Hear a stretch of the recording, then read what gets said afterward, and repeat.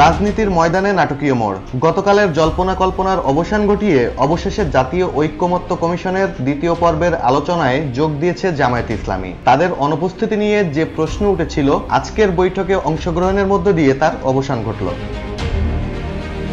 আজ বুধবার বেলা 11:30টায় রাজধানীর বেইলি রোডের ফরেন সার্ভিস একাডেমিতে শুরু হয় এই গুরুত্বপূর্ণ বৈঠক। জামায়াতের নায়েবে আমির ডক্টর সৈয়দ আব্দুল্লাহ মোহাম্মদ তাহেরের নেতৃত্বে দলটি এই আলোচনায় অংশ নেয়।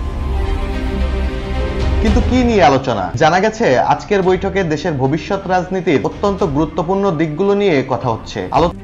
RICL TMX, যুগের পর যুগ স্থাপনা থাকে মজবুত। আলোচনার মূল কেন্দ্রবিন্দুতে রয়েছে জাতীয় সাংবিধানিক কাউন্সিল এনসিসি, রাষ্ট্রপতি নির্বাচন পদ্ধতি এবং জেলা সমন্বয় কাউন্সিল প্রস্তাব। জামায়াত ছাড়াও বিএনপি, এনসিপি সহ 30টি দল ও জোট এই সংলাপে অংশ নিয়েছে, যা এর গুরুত্বকে আরো বাড়িয়ে দিয়েছে।